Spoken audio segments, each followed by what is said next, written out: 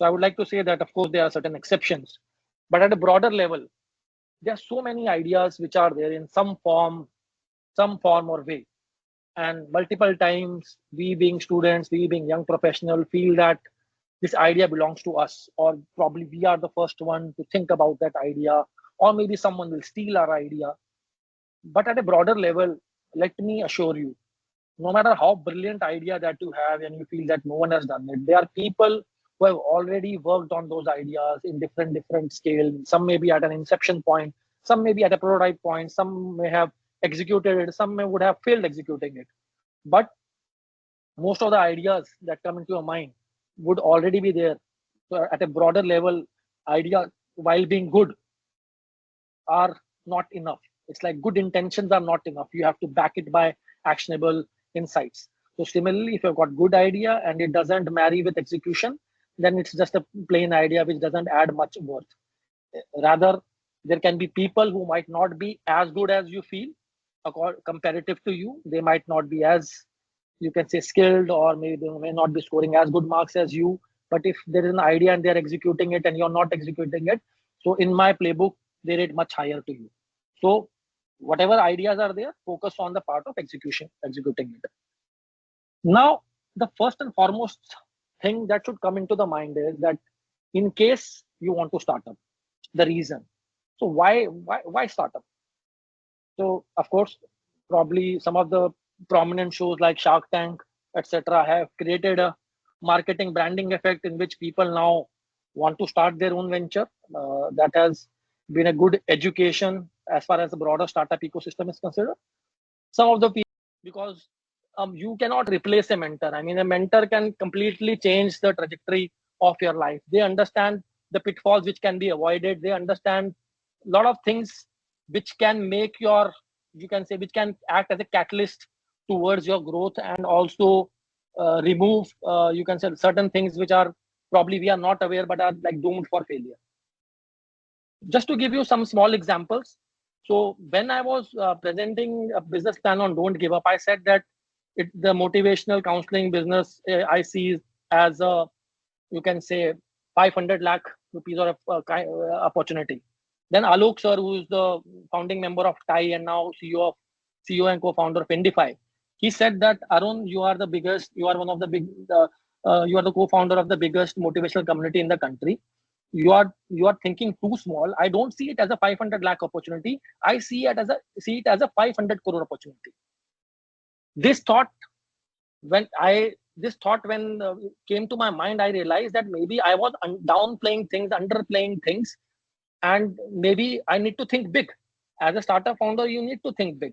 And similarly, while in that same competition, Manish Khetarpal sir, who is the, you can say, who is the partner at Waterbridge Capital, VC, he told me, I said that with this, in 3 years, we can make, you can say, 50 lakh as profit. So 50 lakh per annum as profit. So Manish sir said that, Arun, 50 lakh plus 50 lakh profit, the way you speak, you can make much more better than 50 lakh just by speaking itself. So what Alok sir and Manish sir kind of made me realize was that I was playing small. And entrepreneurship is not about playing small. You have to play big. You need to understand. You have to believe in yourself. If you're not able to believe in yourself, then forget about anything happening like that. The other, you can say, learning that I had was from Rice Business Plan competition, in which, while being in the B school competition 2 years after, say, more than 30 finalists, around 18 wins, we became a little cocky. We became a little confident. So when we went to US, our tagline for our business plan was that our product is cheaper than the price of paying bribes. That means we have created a filter from waste material, which is 1/10 the cost of normal filters. And even if people bribe the inspectors in order to bypass the inspection, they still have to pay, say, 30 rupees, 30 out of 100, which is there. So when I was presenting in the Rice Business Plan competition, one of the judges during a practice round asked me, Arun, what are the economics of bribe? So I was kind of dumbfounded by the question. What do you mean by economics of bribe? So he said that you are saying that bribe, 100 rupees is the cost of compliance. If you give a bribe, it is, say, 30 rupees. Your product comes at, say, 10, 15 rupees. So it is cheaper than the price of paying bribes. What if the people who are taking bribe take 5 rupees as a bribe? Then how does your market change? So that was a reality check. I had a product which had all things which were good, but I was kind of marketing so that it becomes more glamorous, more catchy, or kind of thing. But I realized I didn't need to put those things because I'm not really think through that particular concept. Similarly, there are concepts with respect to potential. I was presenting a competition in TAPMI, and after presenting the competition, I went to the washroom, and one of the judges went with me there. He was also going towards them, and he told me, Arun, तुम्हारे passion है, तुम्हारे में energy है, तुम्हारा जो structured thought है. मैं कहा ठीक है sir, thank you sir, thanks a lot. So would you work with me? So what happens is these competition, and that made me realize that passion, energy, structured thought process is something which is required in any entrepreneur, irrespective of what is the business plan. The other thing is cultural sensitivity. Now, like earlier we discussed about the concept of, say, bribe. Now, while I initially, during the practice round, before the practice round, I was being mentored by Ty Houston. So they said that avoid using the word bribe because you are in US. Avoid using the word bribe because people are a little more sensitive towards it. But I was maybe a little arrogant. I said that this has worked very well in India and I want to use it. And similarly, when I talked about bribe, I got that economics question, and people kind of become a little hesitant when such things are discussed. So you also need to understand the cultural sensitivity of the audience, or you can say of the region where you are presenting. The other thing was, probably you would have realized till now that I am a little quick while speaking. This is my natural pace. And so I got a feedback from the judges in US that, Arun, if you are in Houston, speak slow. If you are in New York, it's all good. So even in a country, there are different regions, and different regions have got a different culture itself with respect to absorbing material. So New York people are a little quick, so people are able to understand because most of the people are like that. Maybe in Houston, people don't want to rush through things. So a lot of these small, you can say, nitty-gritties help you master those things. The other thing that was very critical was some of the learnings which I'm sharing with you so that you can put it in your maybe business plan, or while if you want to really craft a plan is. So was regarding research. So John Hopkins, which is considered to be the best medical college in the world. So their team presented at the Rice Business Plan competition, and they had mastered the whole presentation, the 10-minute presentation. The person didn't look at the presentation, and it was mastered by the second. The other thing was, they had a 10-slide presentation and they had a 30-slide annexure. These 30 slides were looking out, they were catered to 30 possible questions that the judges could ask. So whenever a judge was asking them a question, there was already a slide prepared for it. So that shows the amount of research that you have done. That shows that you are well prepared. You have comprehended what are the challenges. And if you are able to comprehend the challenges, you are in a better position to solve them. Similarly, MIT, jokingly, when we were kids, we used to speak that, okay, tum MIT se aaye ho kya? So MIT is the mecca for engineering, which is there. So one of the participants there built a battery. At that point of time, batteries had a life of 2.5 hours, 3 hours max. So they had built a battery which had a life of more than 10 hours. So that person was a Chinese person residing in US, and he said that my name is Chan and I have got 3 patents. I am cool. I said, this is a nice way of putting things. Then he said the second team member is Mr. XYZ. I do not remember his name. He has got 60 patents. He is known as the father of battery, and he is 20 times cooler. So their product was a hardcore product in which there was a battery which had, say, 10 hours of life instead of 3 hours of life. And the story that he put in was, of all the technical people there, he has got 3 patents, so he's cool. And the other person had 20 patents, so he's 60 patents, so he's 20 times cooler. And the story that he narrated, it's about storytelling. How did this idea came into mind that we should have a 10 hours kind of battery backup? He said that every year I travel to China to meet my grandmother. So I was traveling from US to China. I had a hop over in London.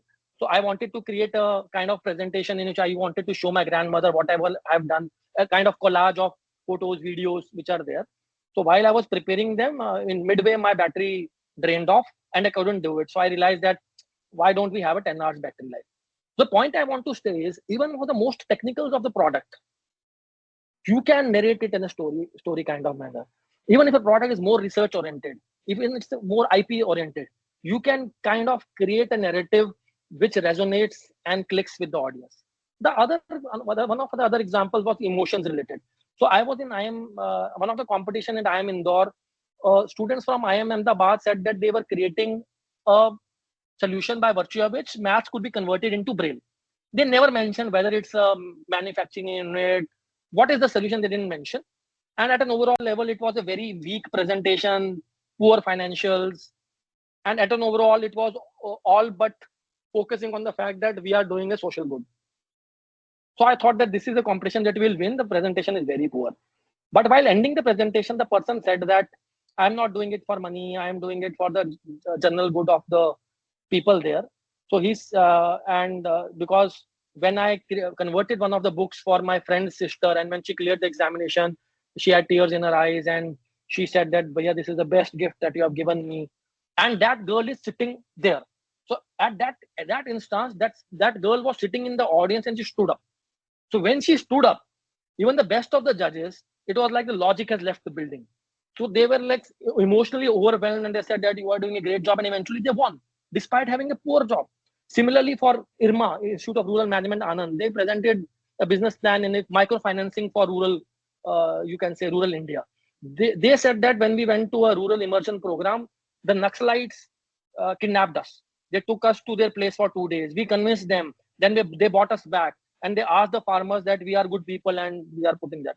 So I realized that I became too objective while creating the businesses, and I forgot about, say, the SDG kind of thing, impact, the emotional impact out of it.